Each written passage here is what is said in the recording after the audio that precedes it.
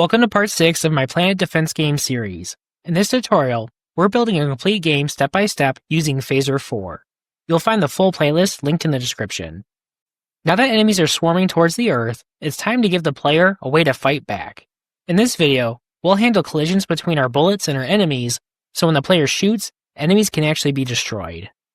First, we'll set up collision detection using Phaser's built-in arcade physics. We'll check for overlaps between our bullet group and our enemy group and create a handler function that runs whenever a bullet hits our enemy. So to add in our collision check in our game scene, let's come down to our create method. We need to reference our physics system, so we'll do this.physics. We'll use the add method, and now we want to add in an overlap. And so what our overlap method does is it allows us to provide one or more game objects that have an arcade physics body and compare that with the physics body of one or more other game objects. And so what this means is we can check for collisions between all of the bullets in our bullets group and all of the asteroids in our enemy group. How this works is Phaser is going to take our arcade physics body, so this purple box, and check to see if it overlaps with the purple physics body on our bullets that we fire. When they overlap, we can provide a callback function that we want to be invoked so we can run custom code. So inside our method, first we'll want to provide our bullet group. For our second argument, this will be our second object or group we want to check for collisions with. So this will be our enemy group. And now we provide our callback function that we want to be invoked. So for this, we'll make a new method on our class, and we're going to call it handle bullet and enemy collision.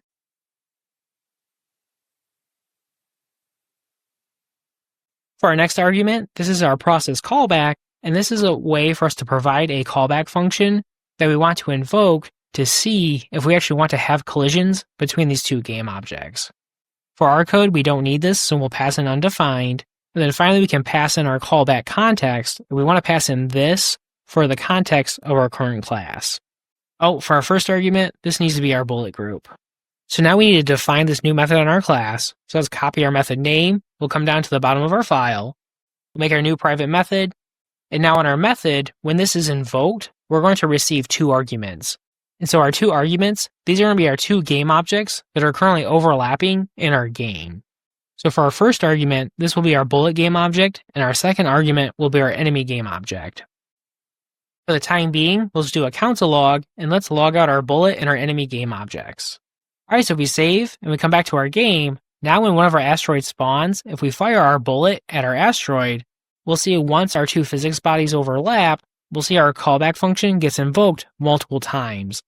So for each step of our game loop, our callback function will be invoked because our physics bodies are overlapping until they pass through each other.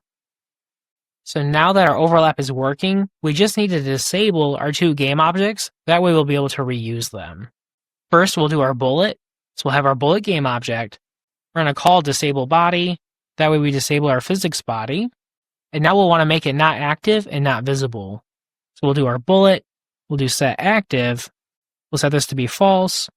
Do set visible. And we'll set our game object to be false. Now we want to do the same thing for our enemy. Let's just update our reference. We'll disable our body and we'll make our enemy not active and not visible. Let's remove our console log. Alright, so now if we save our changes, if we come back to our game, let's try shooting one of our asteroids, and we'll see right away when our bullet collides with our asteroid, we disable both of our game objects, and then we're able to reuse them in our object pool. Nice. With our collision detection working, and us now disabling our game objects once they collide, let's add some polish. For this, we're going to add a small explosion effect that'll play once our enemy is hit with one of our bullets. So for this, we're going to play a simple animation of having our asteroid explode. And so to do this, we're going to spawn a new game object at the location of where our object was destroyed. Since we will be creating multiple instances of this game object, let's create a group to manage these objects. So if we come up to the top of our file, let's add a new property, and we're going to call this destroyed enemy group. Let's come down to our create method. And so now to create our group, after we create our enemy group game object, let's do this. We'll do our destroyed enemy group property. And we're going to set equal to this.add.group. So for this group of game objects, we don't need to check for collisions between our explosions and anything else in our game. Due to this, we don't need to enable this group for physics. And so now for our group of game objects, let's pass in an empty array since we have no game objects to add at this time. So now that we have our new group, let's come down to our handle bullet and enemy collision method. Once we disable our enemy in a bullet, we'll want to spawn one of our explosions. For this, we'll make a new method. So let's do this, and we're going to call this spawn destroyed enemy. And now for this method, we'll want to pass in our enemy's X and Y value so we can spawn our explosion in that location. So we'll reference our enemy game object, so we'll do enemy.x, and then we'll do our enemy.y. And now we need to add this new method, so let's copy our method name. Let's add in our two arguments, so we'll have X and Y. And now we need to create our game object. So we do const explosion will be equal to this, our destroyed enemy group. We'll do our getFirstDead method. We'll pass in true to create our game object. Now we'll pass in our X and Y values.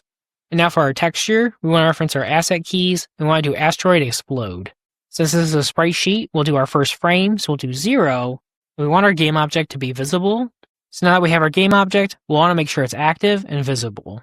So we'll do our explosion, we'll call setActive, we'll pass in true, we'll call setVisible, we'll pass in true, and now we want to play our animation for having our asteroid explode. So this will be our asset keys, and then our asteroid explode. We save our changes, let's come back to our game.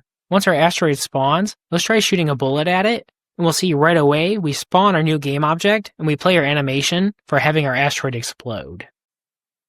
So now that we have our logic working, we just need to clean up our game object once our animation is finished. For this, we'll need to listen for our animation complete event on our game object. So we'll want to reference our explosion game object. We'll use our once method to register a one-time event listener.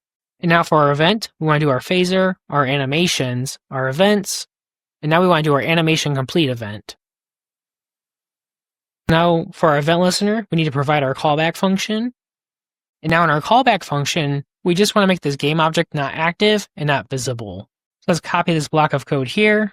We'll paste it, but instead we'll set setActive to be false, and we'll set setVisible to be false.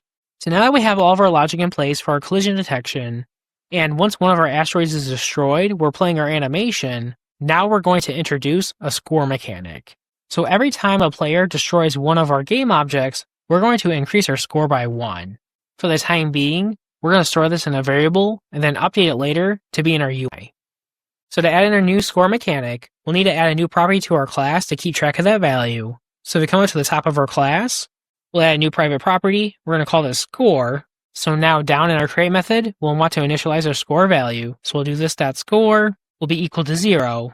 And so now we just need to increase our score every time we destroy one of our asteroids. So if we come down to our handle bullet and enemy collision methods, after we disable our enemy game object, we'll want to increase our score. So we'll do this.score, and we'll want to increase it by 1, so do plus equals 1. And for the time being, we're just going to log out our player's current score. So we'll do console log, we'll say our score, and now we need to log out our value, so we'll do this.score. So now if we save and come back to our game, as our asteroids spawn, let's try destroying our game objects, and now we should see our new message being logged to our console with our player's current score. That's it for basic collisions. The player can now defend the Earth by shooting down enemies, and they get a point for every successful hit. In the next video, we'll add logic for what happens when an enemy actually reaches the Earth, and it's not going to be pretty.